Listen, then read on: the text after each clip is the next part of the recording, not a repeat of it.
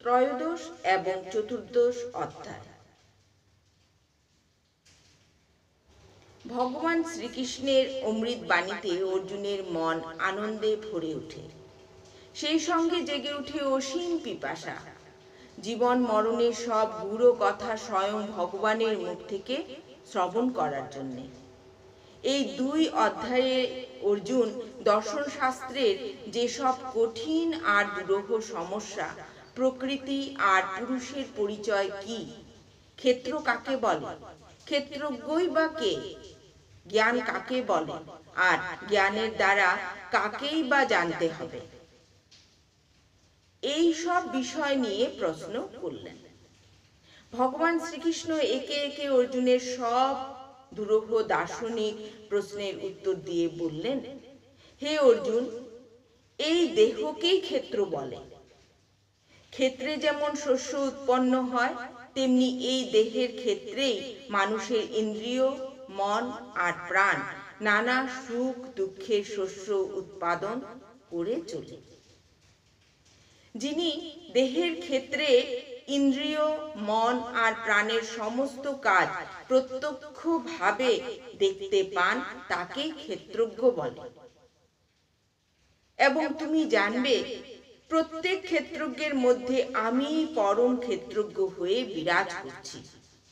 ক্ষেত্র আর ক্ষেত্রজ্ঞের ব্যাপার যে আলোতে দেখা যায়, তাকেই বলে জ্ঞান।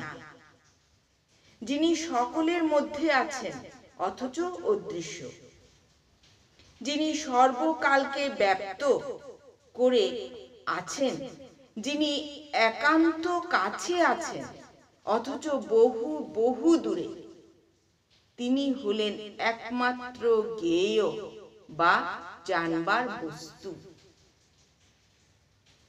এইভাবে ভগবান শ্রীকৃষ্ণ অর্জুনকে একে একে দর্শন শাস্ত্রের সমস্ত গূঢ় কথার ব্যাখ্যা করে বললেন, অর্জুন, সমস্ত জ্ঞানের মধ্যে যেটা সার কথা, এইবার তোমাকে তাই জানাচ্ছি। প্রকৃতি আর পুরুষের সংযোগে সৃষ্টির সমস্ত জিনিসের উদ্ভব হয়। আমি পুরুষ, আমারই শক্তির আর এক রূপে প্রকৃতিকে আমি ত্রিগুণময়ী করেছি। সত্য, রজ আর তম হলো এই তিন গুণ। প্রত্যেক জীব প্রকৃতি রূপা মহামায়ার মায়ায় বদ্ধ। মহামায়া সত্য, রজ আর তম এই তিন গুণের দড়ি দিয়ে সমস্ত জীবকে বেঁধে রেখেছেন। সত্য গুণের লক্ষণ হলো শান্ত ভাব, নির্মলতা, জ্ঞান, আনন্দ। রজগুণের লক্ষণ হলো অনুরাগ, তৃষ্ণা, বাসনা, সুখের লালসা।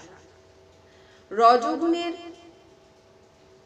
শেষ হওয়ার পর তমগুণের লক্ষণ হলো আলস্য, নিদ্রা, জ্ঞান, ভ্রান্তি। সত্ত্বগুণ মানুষকে আনন্দের পথে টেনে নিয়ে যায়। রজগুণ মানুষকে কর্মচঞ্চল করে তোলে এবং তমগুণ মানুষের সমস্ত শক্তি আর সদিচ্ছাকে অন্ধকারে ঢেকে রাখে। মানুষের সাধনা হলো এই তিন গুণের উপরে ওঠা। সত্ত্বগুণ খুবই ভালো, তবুও তা হলো মহামায়ার প্রকৃতিরই একটা বন্ধন দড়ি। তাই যে মানুষকে মুক্তি পেতে হবে, তাকে সব বন্ধন দড়ি ছিঁড়ে উপরে উঠতে হবে। তাই কোনো গুণের বশে থাকা উচিত নয়। সব গুণের বাইরে গুণাতীতকে জানা ও বোঝাই হলো পরম জ্ঞান।